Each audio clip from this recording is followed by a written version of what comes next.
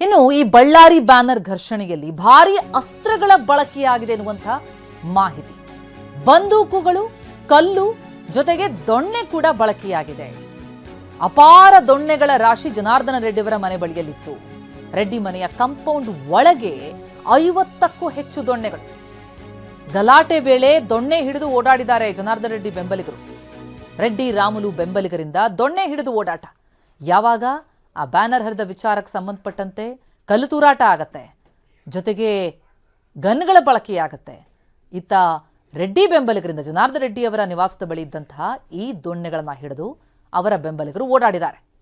ನೋಡಿ ಎಷ್ಟು ದೊಣ್ಣೆಗಳ ರಾಶಿ ಇದೆ ಅಂತ.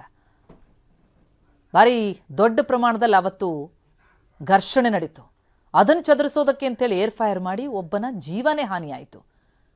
ಹಾಗಾಗಿ ಈ ಪ್ರಕರಣ ಭಾರಿ ಗಂಭೀರ ಸ್ವರೂಪ ಪಡೆದುಕೊಂಡಿದೆ. ಈಗ ದೊಣ್ಣೆಗಳ ರಾಶಿ ರೆಡ್ಡಿ ಮನೆಯ ಅಂಗಳದಲ್ಲಿ ಸಿಕ್ಕಿದೆ. ಇನ್ನು ಈ ಘರ್ಷಣೆಗೆ ಸಂಬಂಧಪಟ್ಟಂತೆ 26 ಆರೋಪಿಗಳನ್ನ ಕೋರ್ಟ್ಗೆ ಹಾಜರುಪಡಿಸಲಾಗ್ತಾ ಇರುವಂತದ್ದು. ಕೊಲೆಯ ಆರೋಪಿ ಸೇರಿ 4 ಗನ್ಮ್ಯಾನ್ಗಳು ಕೂಡ ಹಾಜರು. ಮಾಸ್ಕ್ ಧರಿಸಿ ಬಂದಿದ್ದಾರೆ. ಕೊಲೆಯ ಆರೋಪಿ ಗುರುಚರಣ್ ಸಿಂಗ್, ಸತೀಶ್ ರೆಡ್ಡಿಯ ಗನ್ಮ್ಯಾನ್ ಈ ಗುರುಚರಣ್ ಸಿಂಗ್. ಅವತ್ತು ಘರ್ಷಣೆ ನಡೆದಾಗ ಇವರು ಹಾರಿಸಿದಂತಹ ಗುಂಡಿನಿಂದ ಕಾಂಗ್ರೆಸ್ ಕಾರ್ಯಕರ್ತನ ಹತ್ಯೆ ಆಗ್ಬಿಡ್ತು. ಈಗ ಆತ ಸೇರಿದಂತೆ 4 ಗನ್ಮ್ಯಾನ್ಗಳು ಜೊತೆಗೆ ಒಟ್ಟಾರೆ 26 ಆರೋಪಿಗಳನ್ನ ಕೋರ್ಟ್ಗೆ ಹಾಜರುಪಡಿಸಲಾಗ್ತಾ ಇರೋದು. ಮಾಸ್ಕ್ ಧರಿಸಿ ಬಂದಿದ್ದಾರೆ ಕೊಲೆಯ ಆರೋಪಿ ಸತೀಶ್ ರೆಡ್ಡಿಯ ಗನ್ಮ್ಯಾನ್ ಗುರುಚರಣ್ ಸಿಂಗ್. ದೀಪಾವಳಿ ಪಟಾಕಿ ಸಿಡಿದ ಹಾಗೆ ಯಾವತ್ತು ಇವರ ಗನ್ಗಳಿಂದ ಸಿಡಿದಿತ್ತು ಗುಂಡು. ಅದು ಏರ್ ಫೈರ್ ಆಗೋ ಬದಲು ಮಿಸ್ಫೈರ್ ಆಯಿತು. ಒಟ್ಟಾರೆ ಒಬ್ಬ ವ್ಯಕ್ತಿಯ ಬಲಿಯಾಗಬಿಡ್ತು, ಜೀವಹಾನಿಯಾಯಿತು. ಆತ ಕಾಂಗ್ರೆಸ್ ಕಾರ್ಯಕರ್ತ. ಆತನಿಗೆ ಹೊಕ್ಕದಂತಹ ಗುಂಡು ಯಾವುದು ಅಂತ ನೋಡ್ತಾ ಹೋದಾಗ ಸತೀಶ್ ರೆಡ್ಡಿ ಗನ್ಮ್ಯಾನ್ ಗುರುಚರಣ್ ಸಿಂಗ್ ಗನ್ನಿಂದ ಹೊರಟಂತಹ ಬುಲೆಟ್ ಅನ್ನೋದು ಪತ್ತೆಯಾಗಿದೆ. ಈತ ಈಗ ಕೊಲೆ ಆರೋಪಿ. ಮಾಸ್ಕ್ ಧರಿಸಿ ಬಂದಿದ್ದಾರೆ.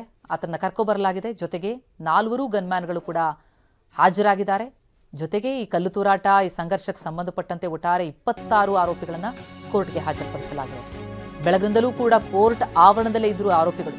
ಬೆಳಗ್ಗೆ 6:30ಕ್ಕೆ ಕೋರ್ಟ್ಗೆ ಕರ್ಕೊಂಡು ಬಂದಿದ್ದಾರೆ ಪೊಲೀಸರು ಅವರನ್ನ. ಎಲ್ಲ 26 ಆರೋಪಿಗಳನ್ನ ಬಳ್ಳಾರಿ ಪೊಲೀಸರು ಕೋರ್ಟ್ಗೆ ಕರ್ಕೊಂಡು ಬಂದಿದ್ದಾರೆ. ಬೆಳಗಿನಿಂದಲೂ ಕೂಡ ಕೋರ್ಟ್ ಬಳಿಯಲ್ಲೇ ಇದ್ದಾರೆ. ಬಿಗಿ ಭದ್ರತೆಯನ್ನು ಒದಗಿಸಲಾಗಿದೆ. ಕೋರ್ಟ್ ಬಳಿಯ ಚಿತ್ರಣ ಕೂಡ ನೋಡ್ತಾ ಇದ್ದೀವಿ. 4 ಗನ್ಮ್ಯಾನ್ಗಳು ಸೇರಿ ಕಲ್ತೂರಾಟದಲ್ಲಿ ಭಾಗಿಯಾದಂಥವರೆಲ್ಲರ ಮೇಲೆ ಪ್ರಕರಣ ದಾಖಲಾಗಿದೆ. 26 ಆರೋಪಿಗಳು. ಇದಕ್ಕೆ ಸಂಬಂಧಪಟ್ಟಂತೆ ಸಾಕಷ್ಟು ಮಂದಿಯನ್ನು ಕರೆಸಿ ವಿಚಾರಣೆ ಮಾಡಿ ಕೆಲವರನ್ನ ಬಿಟ್ಟು ಕಳಿಸಲಾಗಿತ್ತು. ಇನ್ನು ಕೆಲವರನ್ನ ವಶಕ್ಕೆ ಪಡೆದಿದ್ರು. 26 ಜನರನ್ನ ಈಗ ಕೋರ್ಟ್ಗೆ ಪ್ರೊಡ್ಯೂಸ್ ಮಾಡ್ತಾ ಇದ್ದು ಕೋರ್ಟ್ ಬಳಿ ಪೊಲೀಸರಿಂದ ಭಾರಿ ಬಿಗಿ ಭದ್ರತೆ ಇದೆ.